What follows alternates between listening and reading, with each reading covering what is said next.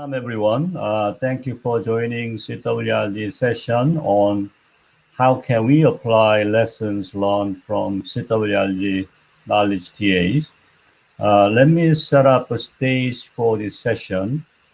CWRD countries experienced a fast economic growth in the 21st century with growing employment, productivity, and incomes. Rapid internal and global changes increased knowledge needs while governments were not prepared to tackle the endogenous and exogenous shocks.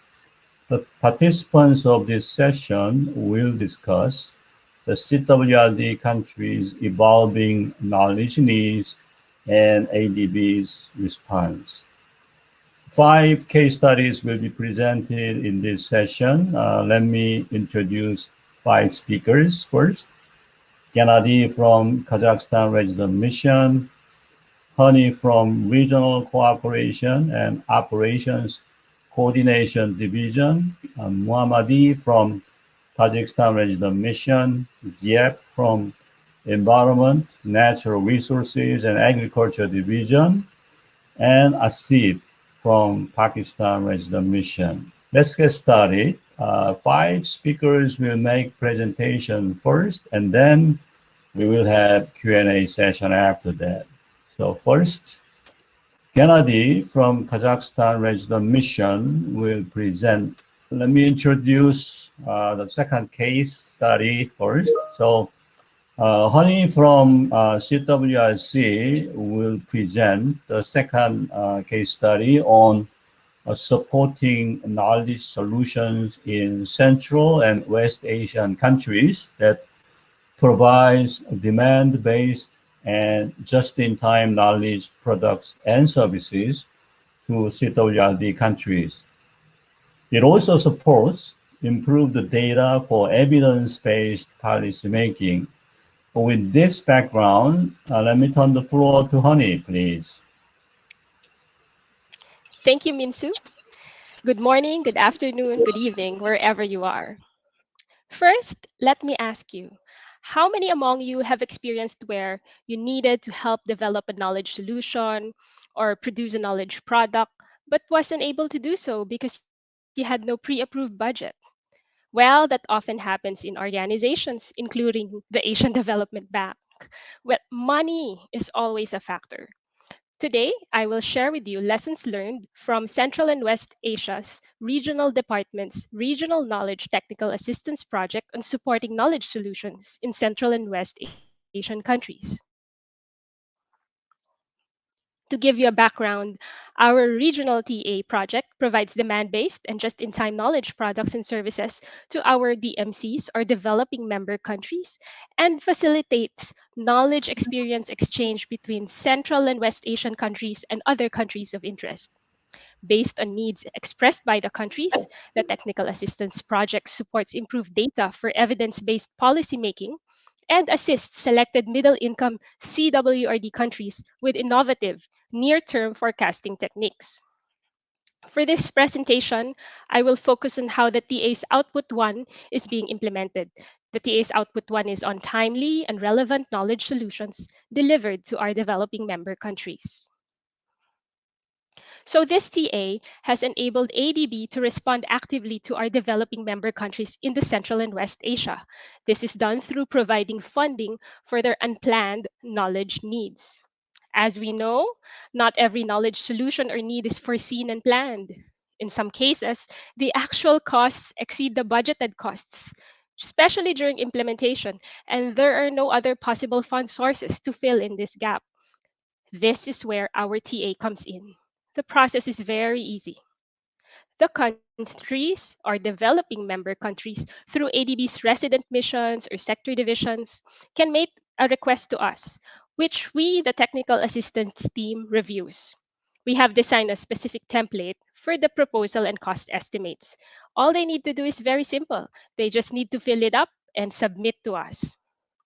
Of course, we review it, and after evaluation, if the proposal is within the TA scope and objectives, this means checking if it is programmatic and and not just ad hoc, basically aligned to the overall country knowledge plan or regional plans. And if we still have available uncommitted funds, the TA specialist then endorses and submits it to our director for approval.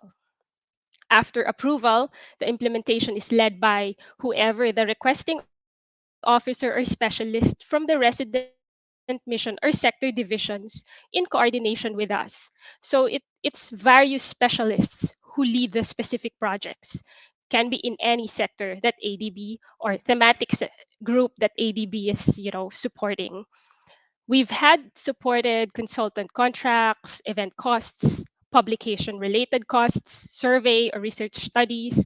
We even supported resource person honorariums and platform development. Some were partial amounts, others in full. So, as I mentioned earlier, the process is really very easy as it only entails the director's approval since it is very small scale. Projects we endorsed range from as little as 300 US dollars to around 50,000 US dollars. So this TA was used like a mini trust fund in support to the knowledge solutions for Central and West Asian countries. To give you a better picture, let me share with you some examples of demand-based knowledge products and services funded by the TA. We had funded various knowledge sharing events on COVID 19, such as an internal seminar on to jab or not to jab, a knowledge sharing event on harnessing the role of technology in promoting safe tourism destinations in the CARIC region post COVID world.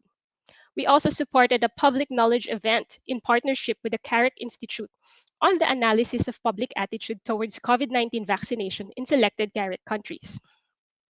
In Pakistan, the Technical Assistance Project supported the process of knowledge generation and sharing by providing funding support to the National University of Science and Technology. We also supported a workshop on the economy of Naya, New Pakistan, on the emerging challenges, prospects for change, and road to prosperity. We also have an ongoing support for the production of a knowledge product on Pakistan's conditional cash transfer. In Georgia, we funded a study on what Uzbekistan can learn from experiences of other reformers and supported knowledge and raised awareness of parents of children with disabilities. And we helped develop a platform for them. We also funded a resource person to work on the development of crowdfunding regulatory fintech solution for Georgia. In Azerbaijan, we responded to a request by the Small and Medium Business Development Agency to support a review of the country's micro, small, and medium enterprise finance market. And based on international best practice, we had provided recommendations on how to increase the efficiency of existing MSME support schemes and the development of new innovative MSME financing mechanisms or products, including review of options on equity investments and impact investing in small and medium enterprises. The TA project also supported development of a toolkit on fragile and conflict affected situation for Afghanistan. In the Kyrgyz Republic, we had funded the socioeconomic assessment on the effects of COVID-19 on the vulnerable sections of the population in Kyrgyz Republic. We are also in the process of publishing a policy brief on leveraging fintech solutions in meeting underserved trade financing needs in the CAREC under this TA. And this one is led by our current moderator in this session here, Dr. Minsu. So, in conclusion, the needs of the clients for knowledge work are diverse, and more flexibility, responsiveness, and a customized approach are important. Our TA is one of those flexible options which can be replicated by other divisions or departments in ADB and perhaps other institutions who are also providing technical assistance to their developing member countries. I hope this example can help your team have options in supporting knowledge needs and solutions. Over to you, Dr. Minsu. Thank you very much, Honey, for your excellent presentation. Let's move to next presenter. Giep from CWER will make a presentation on strategic options for enhancing post-COVID-19 food security in CWRD developing member countries. With that, Kiet, the floor is yours. Thank you very much. Can you hear me? Yes. Thank you very much. So, good day, everyone. So, very warm greeting from Manila. I'm actually based in my office in headquarters. In this presentation, I would like to present the CWER's knowledge products. That is the strategic option for enhancing post-COVID-19 food security in CWRD DMC. To set the scene for the presentation, for those colleagues who are not familiar with food security, so this is the situation in which individual at all times have the access to either economic access or physical access to sufficient and safe food, so that they can ensure that they have active and healthy life. So basically, food security is about the availability of food, accessibility to food, and adequate nutrition of food. So, amid the COVID-19 pandemic that locked down all countries so far, it has affected the domestic food availability and accessibility in all our DMC in CWRD, and has resulted in transboundary food insecurity among the developing member country. So between March and June in 2020, CWER undertook 10 country-specific studies and regional policy advisory synopsis on food security, which we published in November 2020. The issue here is not the publication, but the studies has been very helpful and very timely to support and do a few things that has been needed by the DMC. The objective of the studies are to assess the resiliency of each DMC against food and non-food supply shock, which is very important because it affects the affordability of the population, and also it also see whether there's any implication on price stability and unemployment issue. Identify a short and medium term measure to ensure that food security is secured, is enhanced, and if agricultural development is sustainable in country and across the region. So the study have derived a few strategic options to serve two things. One is to advise the DMC government on refining agriculture development and food security policy. And second is to inform the policy dialogue and the consultation with the DMC government. And also it's very important to inform our project design and implementation. I need to, in terms of knowledge product, I need to emphasize that this is not a TA. It is a CWER staff resources that we gather together under the guidance of the division director, Ms. Yasmin Siddiqui.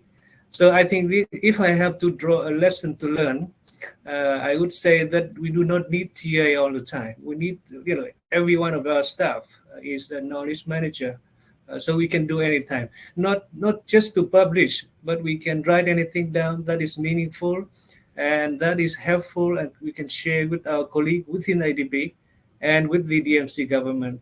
So these are a kind of a lesson that we learn so far, because in CWER, we have many of these. We don't really need to TA. Our staff write the kind of knowledge product all the time, every day, every week. So, but we also publish a few. If you look at the website, we also publish a few documents that you can refer to.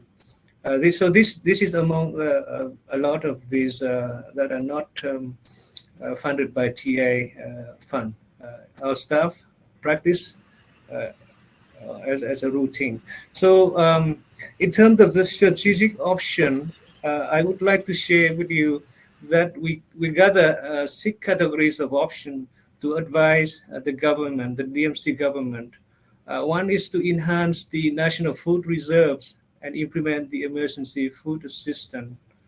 So these entail the replenishment of the national food reserve and make sure that the system is resilient against those shocks, and the country and government can respond quickly to those shock events. The second strategic option group is to promote the viable institutional arrangement for agricultural production and marketing. This is very important because it helps to improve the farm productivity and the producer's income. What it entails is to, there are a few things under this strategic option group, including the improvement in land tenure system or the consolidation or zoning of production to make sure that economies of scale is achieved. Also, the creation of the model that where the shareholders can be smallholders, so that they have the stake and have something to lose in order to be more responsible, as well as the creation of trade and marketing hubs are also under this strategic option. In addition to that, the harmonization of the legal and regulatory document and initiative to make sure that these institutional arrangements are more conducive.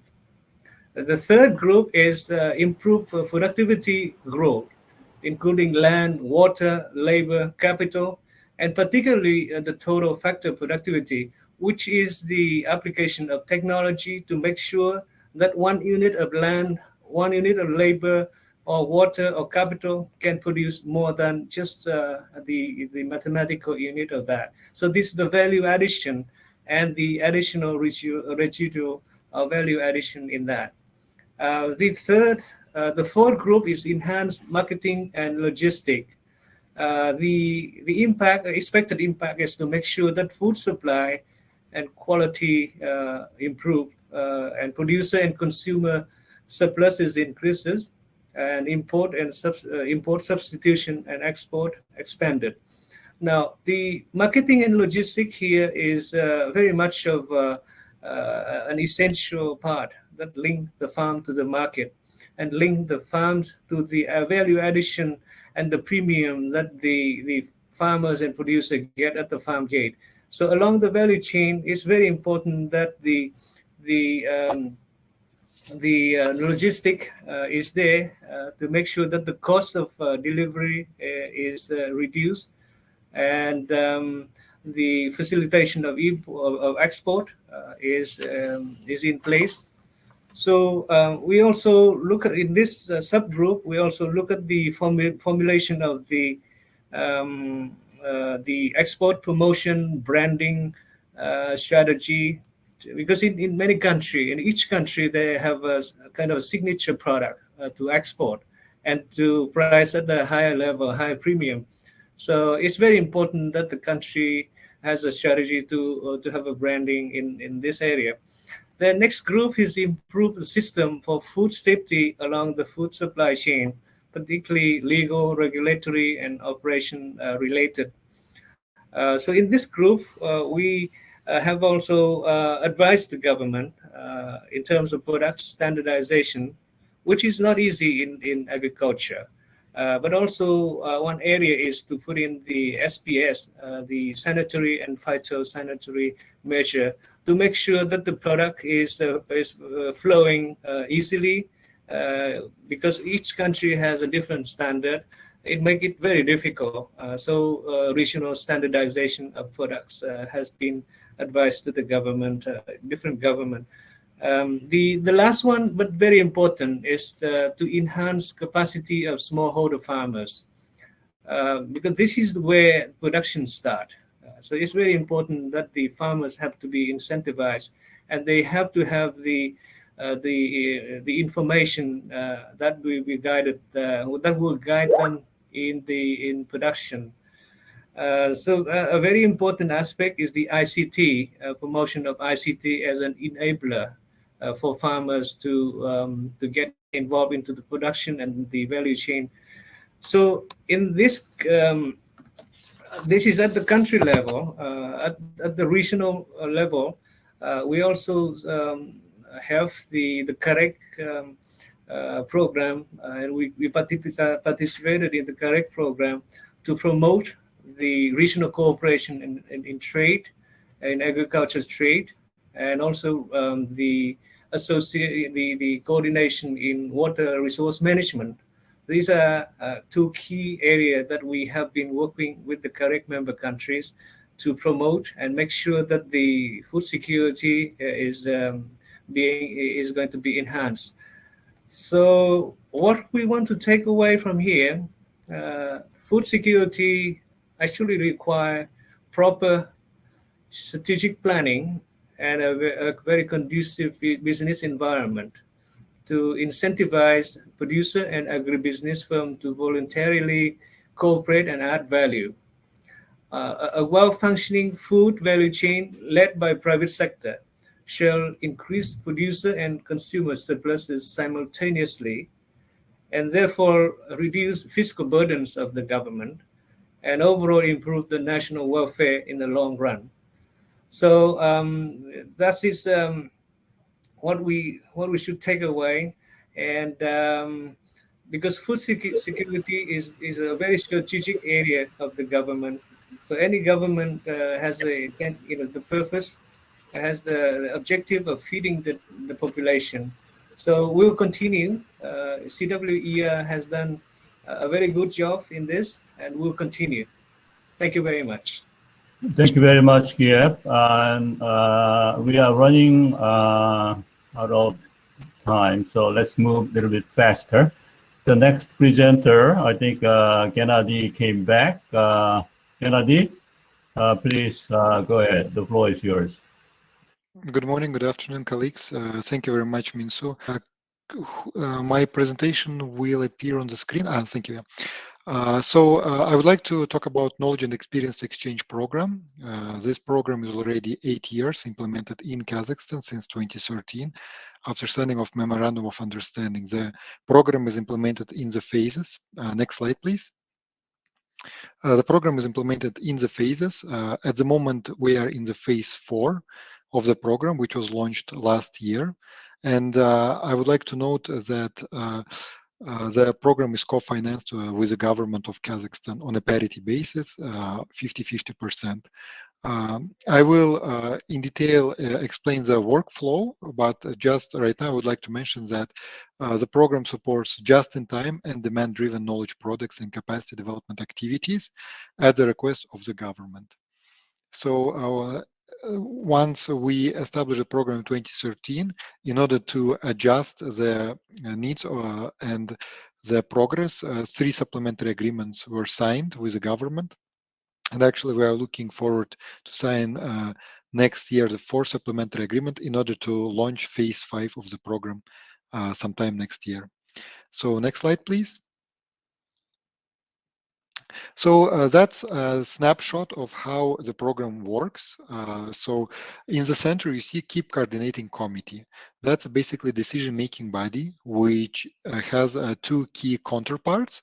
On the left-hand side, it is Asian Development Bank, and on the right-hand side, it is government of Kazakhstan. And from Asian Development Bank, Kazakhstan Resident Mission in Kazakh is delegated with representing the interests of Asian Development Bank. And from government side, Minister of National Economy of Kazakhstan is delegated with representing the interest of the government of Kazakhstan. So we meet on the regular basis and we formulate so-called Keep Coordinating Committee, and we exchange letters where we add some activities where we inform each other about the progress on the activities, as well as we have like at least once a year a meeting where we discuss in detail each project and its progress and plans. We have a team, a dedicated team, which works on like a back office of making sure that the consultants are engaged, that reports are of good quality, who look at the technical characteristics of the reports. We have like two long-term consultants. It's a knowledge work coordinator and knowledge work assistant who help me. I am a KEEP team lead, and they closely work with me and help me with day-to-day management of KEEP activities. So next slide, please. So next slide captures the workflow, and I will just briefly explain to you how we generate different proposals, how we generate projects. So first of all, it's either we announce call for applications or we just receive an application. We do, when we launch a phase, for example, I mentioned like we have like 4 phases at the moment, and every time new phase was launched with the government, we had a call for applications. So ministries and agencies were submitting their applications. For example, for the latest phase 4, when we launched it in November, in September we had a call for applications. We received more than 33 applications. More than 30 applications. We received 33 applications, and with a overall budget of 4.3 million US dollars requested. After careful review, we screen those applications. That's the third step. Ministry and we, the third and fourth step, we review those applications. We look at them in greater detail, and then we decide which applications we accept. We can accept. And out of those 33 applications, we accepted only 12 applications after careful screening, and it had an overall budget of $1.5 million US dollars at the time. So after that, we provide some feedback, some corrections, some revisions to the applications, and then application is formally approved. That's step number 5, and included in the KEEP work plan. Then after we have the application approved, we develop terms of reference to hire consultants.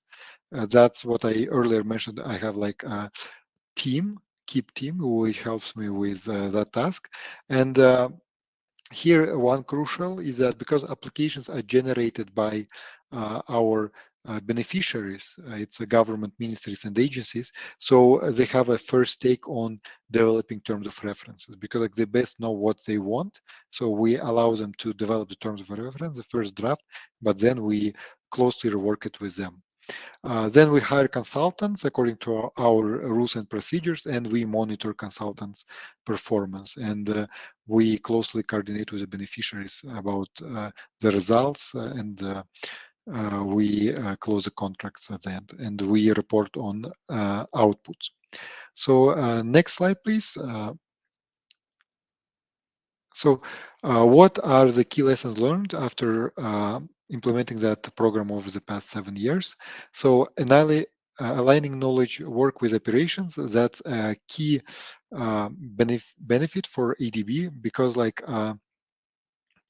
we involve in, for example, when we review applications, when we receive those applications, we first of all look from ADB perspectives if we have some competitive advantage in this area, if the topic is of interest for ADB. So we're trying to find either HQ colleagues or national officers who are experts in the area. Because like we receive honestly different applications on multitude of topics, and not every topic is a good match for us. So we, in order to be sure that we have high quality results, we often find key stakeholders at ADB.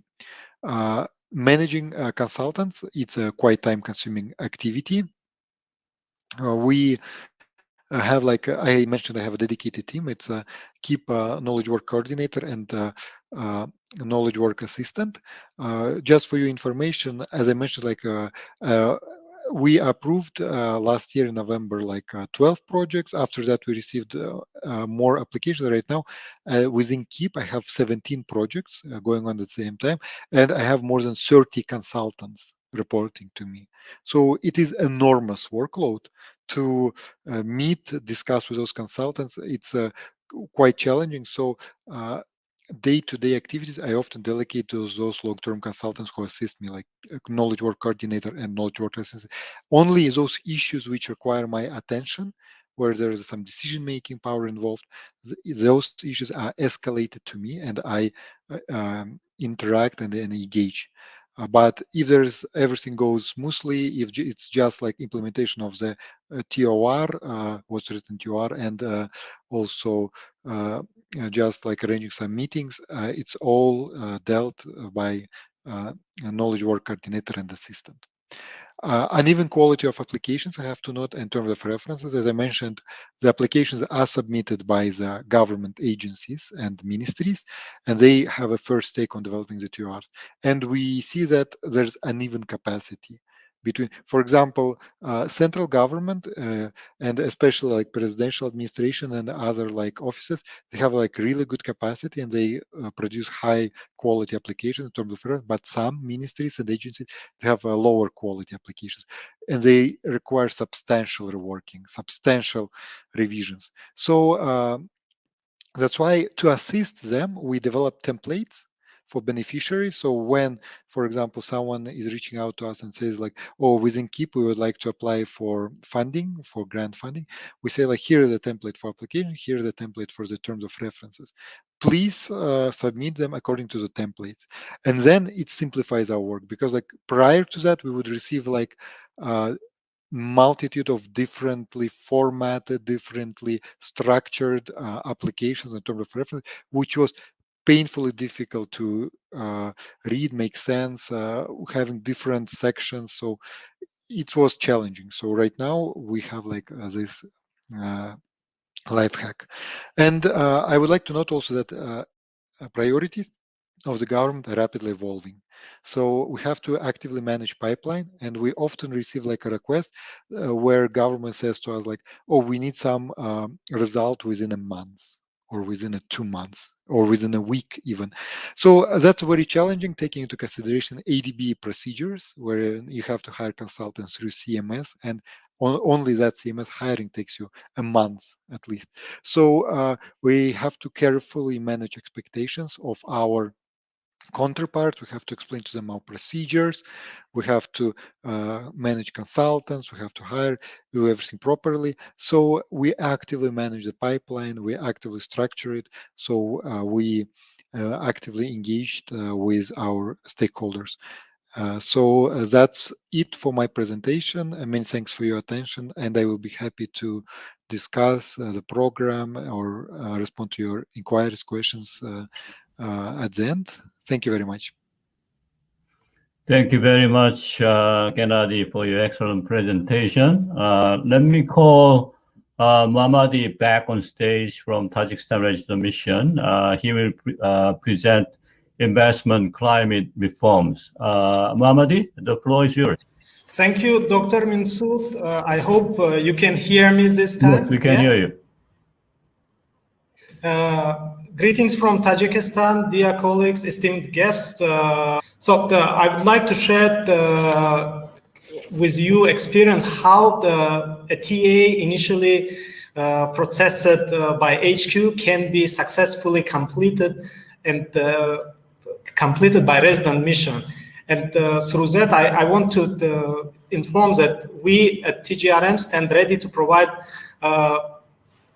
knowledge-based products and solutions to our counterparts, to the government of the country.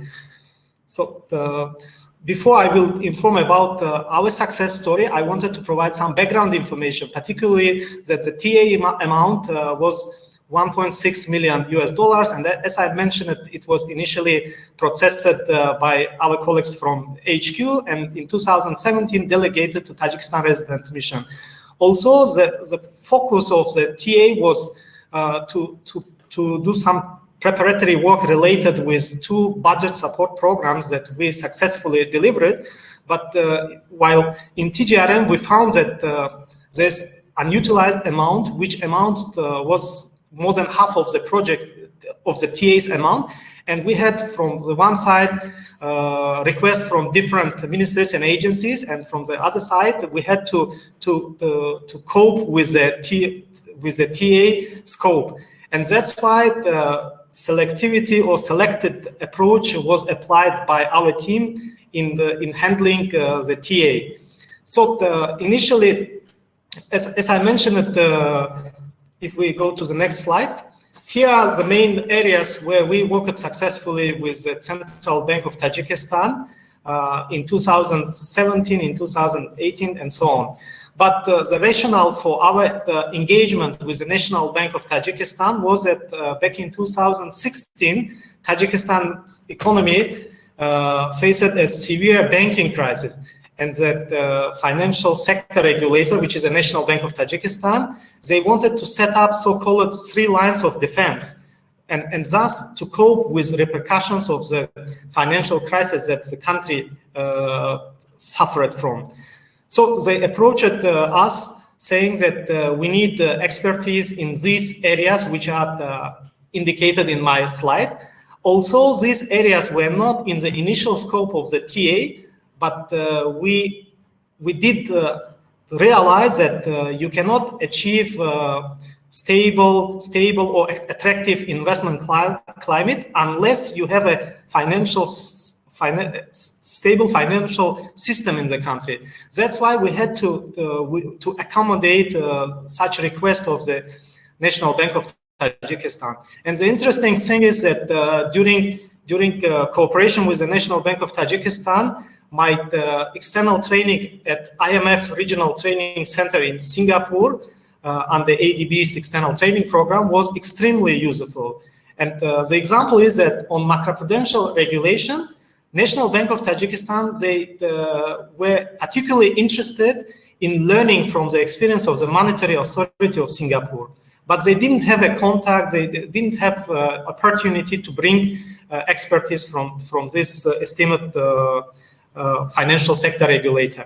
And using my contacts during my training at the IMF Regional Training Center in Singapore, I managed to bring former managing director of Monetary Authority of Singapore to the country, and his performance was outstanding. And National Bank of Tajikistan was very satisfied and happy with the quality of expertise ADB provided to them. And I would tell you more that the foundation of that macroprudential regulation laid out by our consultant and through ADB's TA was instrumental for other donors. For example, World Bank, they picked up this area and supported NBT in future. So this is just one example of link between external training and successful delivery of the knowledge products when it comes to the TA implementation in Tajikistan. So another area that we delivered our knowledge to our counterpart was insurance supervision. This area was untapped or uncovered by the National Bank of Tajikistan because previously it fell under the control of the Ministry of Finance. National Bank of Tajikistan set up a new unit, but they didn't know how to process, how to streamline the insurance supervision, what kind of reporting templates should be in place, and so on. So again, using TA resources, we brought needed expertise to the country, and all these responses, all these assistances under the TA, which, as I mentioned at the very beginning, was focused primarily on the investment climate in the country, could not be done without proper amendments to the TA. Particularly, we prepared a memo, we justified the need to modify the TA scope, and that's why we managed to bring all those expertise needed. And another area, of course, macroeconomic response to external shock. And in this area, I should mention that it's very good to have some good consultants which can be mobilized within a short period of time. For that purpose, as you know, in Asian Development Outlook, in preparation of the Asian Development Outlook, local teams are working under the assistance of our editorial advisors. And we had one very experienced and seasoned professional, Mr. Joshua Green, who agreed to join our efforts in delivering our knowledge product and solution to the National Bank of Tajikistan. So our team brought him to the country. He delivered a 2-week workshop to the National Bank of Tajikistan on macroeconomic response to external shocks, and the results and outcomes were very successful. So other areas in this under this TA were consumer protection. We facilitated perception or understanding about the need to set up alternative financial dispute resolution mechanism in Tajikistan. We also support the National Bank of Tajikistan in doing asset quality review of 5 systemic banks of the country. And all these were highly appreciated by the National Bank of Tajikistan. So in conclusion, I would like to share with you the main takeaway from this experience, which is to accommodate quickly the developing member countries' emergent request for knowledge products and services. Flexibility in the scope of TA is important. That will help us to quickly accommodate those knowledge needs that our countries have, and which will be highly appreciated. That's all from my side. Thank you very much for your attention. Thank you so much, Mohammadi. That was a very interesting topic. Okay, then while we're waiting, Asif comes back, we can move to Q&A session in the meantime. So let's open up the floor. If you have any questions or comments, you can either leave them in the chat box. I checked the chat box so far. There are some comments, but no specific questions. And if you want to speak on the screen, you can click on share video and audio to ask questions, please. Let me answer a question from Jane Carangal, San Jose. So the question was actually to me. Yeah. So she was asking, please, okay, go ahead. What are some of the challenges you have encountered in managing demand-driven TAs? Is there an expectation that this amount will be equally divided among CWRD countries? Well, a key challenge is that staff time is needed to monitor and to coordinate. It takes a lot of effort because there are so many projects under this TA. So that's really a big challenge that we have. It's manpower, but fortunately, we're able to manage because at least each project is managed by specific specialists or project officers in whatever request they have. So that helps us a bit. It's just more of coordinating. So the expectation is that the amount will be equally divided among CWRD countries is usually in the planning stage. So we do a TA cost estimate, and when we ask for funds, we put there like how much for each country based on the expected DMC need. But of course, in reality, we know that this cannot really happen. Not everything is equal because this is a demand-based TA project. So it really boils down to flexibility. And the way this TA was written, it was said that requests can come depending on needs. So at the end, it's really not equally distributed. And we know that estimates are there, but in actual practice, it's not. So I think that's the good thing about regional TAs. It's not expected to be like a pie that you equally divide among all the member countries that are part of the regional TA. Okay, thank you very much. Another question. From Sophia, right? So Sophia asked question, how do you evaluate and prioritize the projects proposed by the CWRD countries, and how is TA resources allocated across these projects? Who would like to answer this question?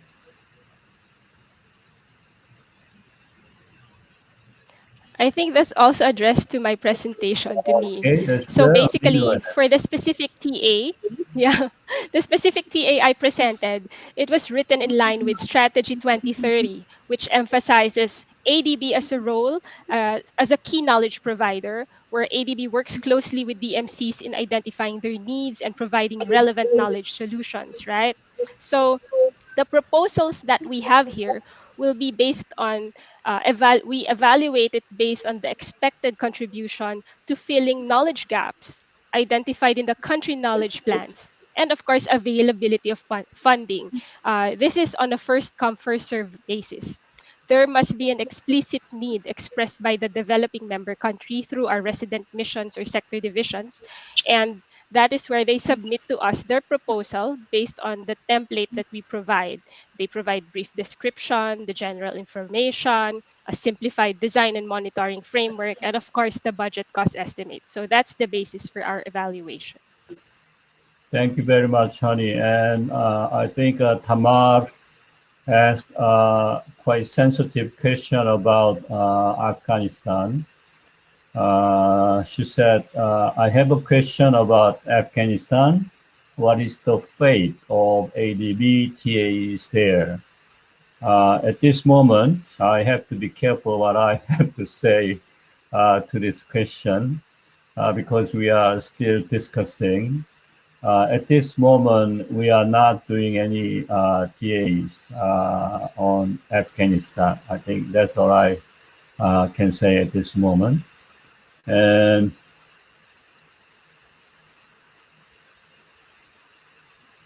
okay, so Tamar, about Afghanistan, yeah, I think I already said that.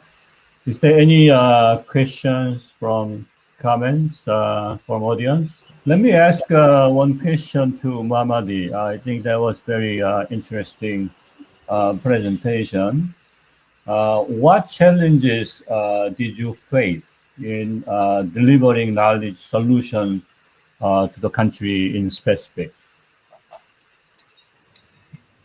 Thank you very much for a very good question. Based on our experience, which we even face at the moment, it's the issue is to find a balance between the actual inputs needed and budget resources that we have. And of course, our goal is to ensure efficiency of TA resources, whereas beneficiary wants to have experts forever. That's why the challenge for us, for our team, was to balance between the actual needs of beneficiary and available resources. So this is important if we want to ensure efficiency of TA resources. Thank you. Okay, thank you very much, Mamadi. It looks like Asif that came back on the stage. Asif, can you start presenting your material? Thank you, Lawrence. I will be very quick, maybe due to time constraints. So just next. So I will be talking about the data clearinghouse, which we basically implemented under one of our project NTA, which is Flood Emergency Reconstruction and Resilience Project. Basically, let me give you an idea that why we started basically with this concept that we need a data clearing house at the provincial level. The reason was basically there was a growth in the spatial data production, and basically the data was coming from different departments, and there was no centralized way of communication, and there was no centralized data server which can look after this huge data which is coming from different sites. So we conceived this idea and we deployed the data clearing house basically to look after all the spatial data and its applications being developed under that project. So could you please go to the next slide? Yeah, thank you. So the data clearing house is, frankly speaking, it's a huge platform. Within this short time frame, I will try my best to explain that. Basically, it works like a decision support system. So the different kind of data sets coming from different departments, for example, the agriculture department and the census department and some remote sensing product. So it comes to the data clearing house. And we generate different kind of weightages and score through the scorecards and applications and statistical analysis being done through this tool. And the decision maker can take a right decision according to the analysis of the data clearing house. So it has some kind of artificial intelligence background.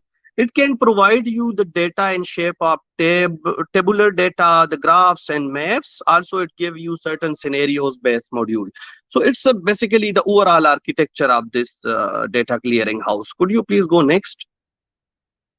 Yeah, so I mean, let me give you a quick, the framework or the overall architecture of the data clearing house and how it supports the project appraisal process. Basically, the data comes from the different departments, and then it comes through the PC ones, and it may comes through some, so the tabular data usually come from the PC ones, and the spatial data comes from the department to the data clearing house.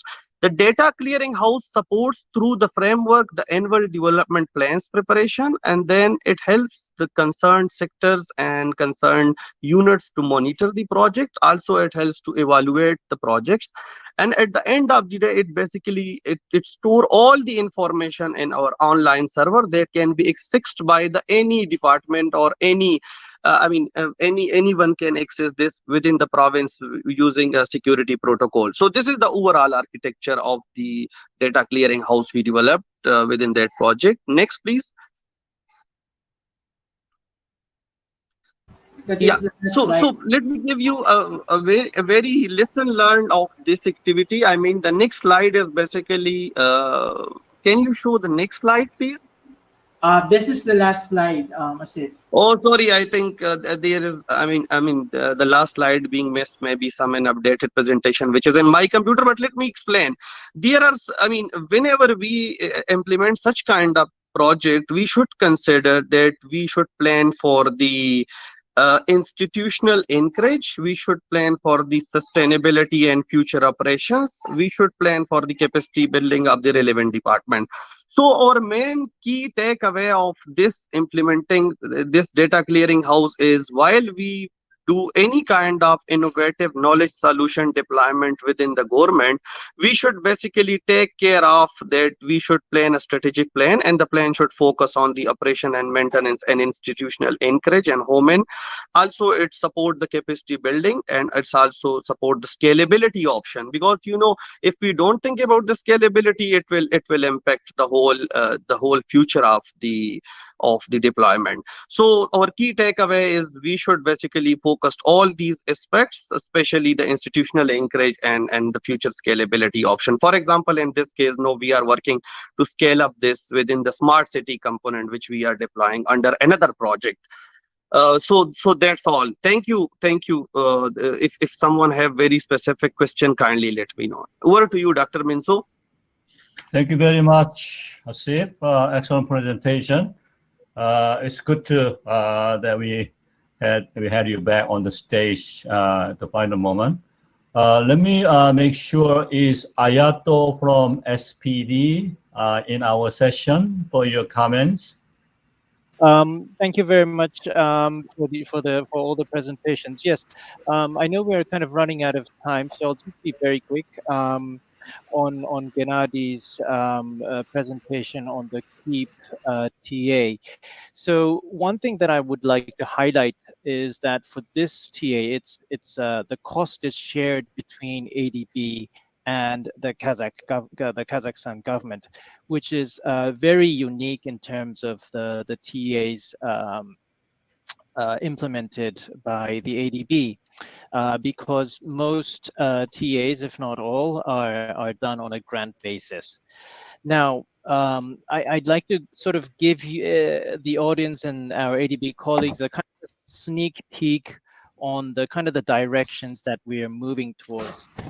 And I think, ADB and the wealthier development member countries are facing more and more pressure from our donors to provide more assistance to our vulnerable and poorer DMCs, development member countries.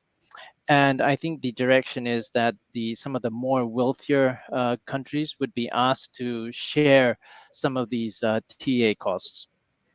And in that sense, I would like to, again, sort of commend the, what Kazakhstan government is trying, and also the great efforts made by the Kazakhstan resident mission.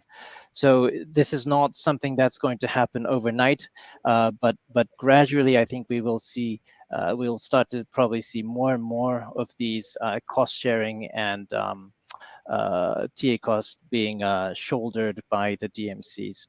So I'll stop there. Thank you, Dr. Mansoor.